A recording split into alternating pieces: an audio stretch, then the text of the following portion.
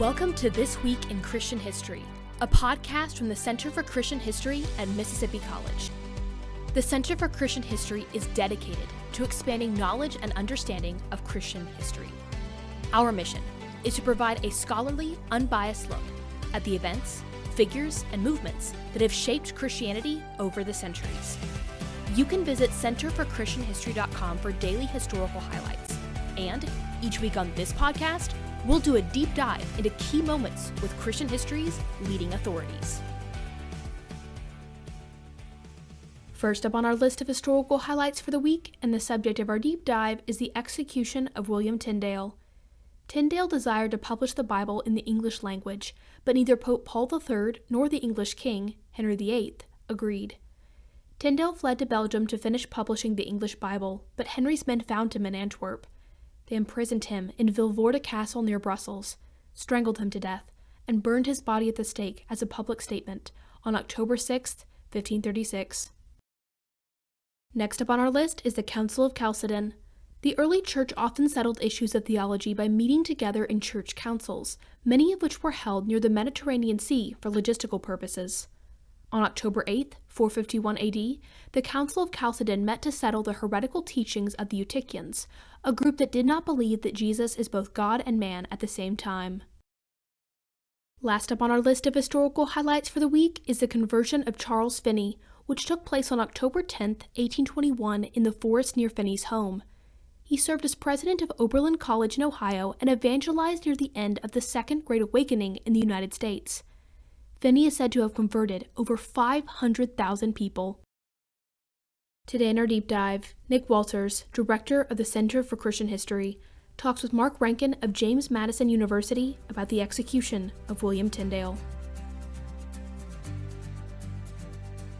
Hello and welcome back to another episode of This Week in Christian History. And this week we are focused on our episode beginning October the 6th, which also happens to be the day that we're focused on, which is October the 6th, 1536, which is the day that William Tyndale was burned at the stake. And we have a professor of English at James Mason University. Dr. Mark Rankin is with us to talk about Tyndale and particularly some of his obvious influence in the development of the English Bible and what all is involved with that. So, Dr. Rankin, thank you so much for making time for us today. Thanks for having me. And it's James Madison University. Oh, what did I say? James Mason? Yeah. I'm really banking it today, aren't I? Okay. Sorry about that. Yes. The Constitution guy, right? I mean, so that would be part of it. I still get Virginia though, right? I mean, so I get a little bit of that. James Madison. All right, my bad. So tell us a little bit about who Tyndale was. I mean, why him? Why is he the guy that we would be talking about as it relates to translating the Bible? Okay. Well, William Tyndale was the first person to print an English translation of the Bible. And that is really sort of his claim to fame, as it were. He was born in the west of England. He was from Gloucester, and he was educated at Oxford. He did his Bible translation work in Antwerp and in the Low Countries, also Germany. He was strangled and then burned as a heretic in outside of Brussels at a place called Vilvoorde Castle in 1536. Why him? Yeah, because he did it. He's the guy that stepped up. I mean, in a manner of speaking, yes. There's a tendency to, in some circles, I think, to think of him in the wrong way. He was a very, very skilled translator. He was a courageous person. Mm-hmm. He accomplished something that had not been accomplished, but had he not done so, it would have happened and someone else would have done it. And so he's not a saint, in my view. And he is not the greatest thing since sliced bread to happen to the English language. as some have said. So for me, Tyndale is, I like to talk about his achievement in historical terms rather than in Hmm. hagiographical terms, if you will. Hmm. Hmm. But now, was he a professor at Oxford? Uh, no, no, He just was he, trained at no, Oxford. he was trained at Oxford. Um, he was not a professor at all. He was ordained as a priest. He spent time as a tutor in the west of England. He did a lot of translation work there in terms of some Greek stuff. And then he was, a translator. His support came from Lutheran merchants, Lutheran English merchants Really? out of London and also out of Antwerp, where he lived for a number of years before his arrest.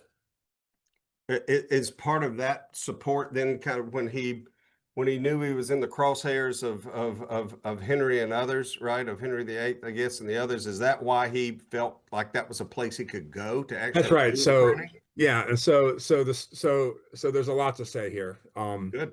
Hi- his first biographer is John Fox, in his Acts and Monuments, or so-called Book of Martyrs. Hmm. Fox tells a story that has been influential and has really been unchallenged. And I think that's not necessarily a good thing. But with that caveat, Tyndale wanted to translate the Bible. He couldn't find permission to do that within England. There were laws on the books at the time that required permission from the church to translate the Bible into English. And so he went to the continent of Europe, and he eventually landed in Antwerp, where there were established like commercial relationships with English merchants, and they brought a great deal of money into the city. And so, even though Antwerp was under the control of the Holy Roman Emperor, who was Hmm. Catholic, the authorities tended to look the other way. And in some ways, it was the best place for Tyndale for that reason, because his supporters were bringing so much income into the city that it was, for a time, a place to be for him. Now, the other very important piece is that it was not illegal to translate the Bible into any vernacular language in Antwerp in those days. And so he was not doing anything that was um, illegal per se. He got into trouble more for his Lutheran views, and his eventual execution was for those beliefs more so than the act of translating the Bible, if that makes sense. Sure, sure, sure. But well, how did he? I get the impression, and please straighten me on this if my impression is wrong on it, is that Henry VIII was much saw the opportunity to use him as a more of a political tool to be ingratiated more to the Pope than it was about him being some heretic. Oh, we got to go clean get these. They weren't Protestants, known as Protestants then, but right, these heretical people that have all this stuff that's coming from Luther. I'm more worried about, you know, kissing up to the Pope Right. than I am worried about getting rid of these folks. Well, I wouldn't quite put it like that. Okay. But to sort of just look at the political side from a slightly different angle. Henry VIII initially opposed Luther. He published a ghost-written book in his name called The Assertion of the Seven Sacraments against Luther. There was a battle of books, if you will, that followed. This was about 15 years before Tyndale's death. And then between those publications and Tyndale's activities, Henry VIII got this idea to divorce his wife. And he wanted to do it through the church, and he pursued the Catholic Church, and he pursued various routes that all ended up uh, leading him nowhere. And so he eventually took it upon himself. He threw the Pope out of England, but he wasn't a Protestant by any stretch. He was simply Yeah. anti-papal. During all of that controversy, there was considerable pressure on people like Tyndale to come out in favor or against. In fact, when Tyndale was in Antwerp, agents of Thomas Cromwell, who was Henry VIII's sort of chief minister, Hmm. tried to persuade Tyndale to return.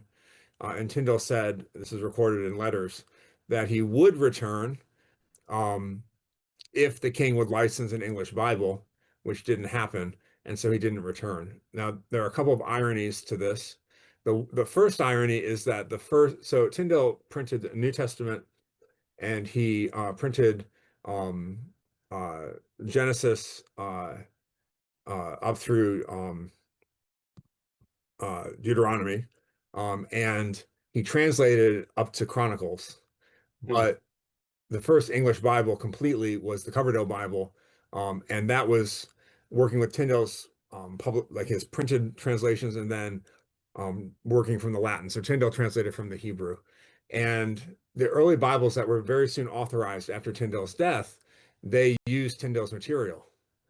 And so, in a way, even though he was executed, um, his translation was the translation that was available.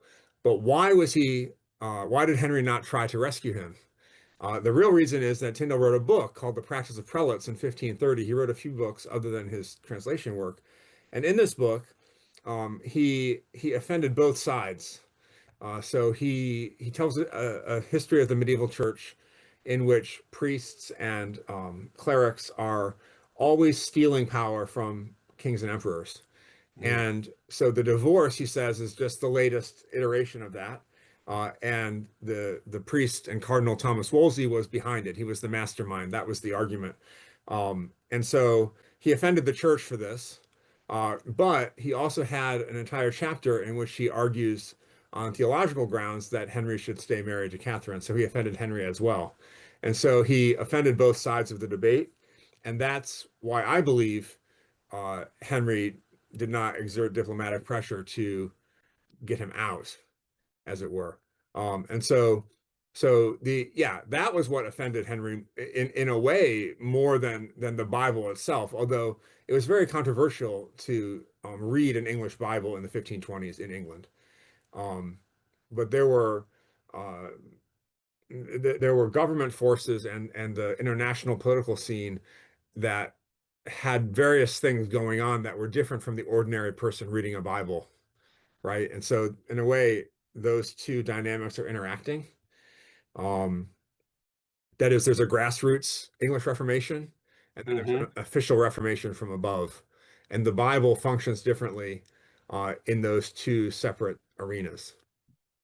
Huh. And so, I mean, why was that so controversial? I mean, for them to be actually read the Bible in English, was Well, that you were asking me earlier about Wycliffe. right? And so there were medieval English translations, partial translations that circulated, and they were associated with the Lollard heresy, Okay. which was a homegrown sort of medieval heresy.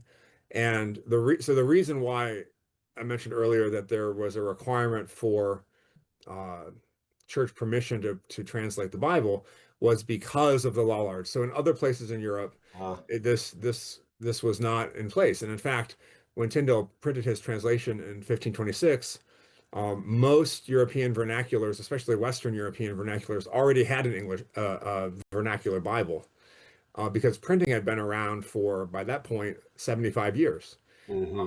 And so it was, in some ways, it was the Lollards who created this situation where people were afraid of sort of that coming back. And Right. that's why an English Bible was problematic.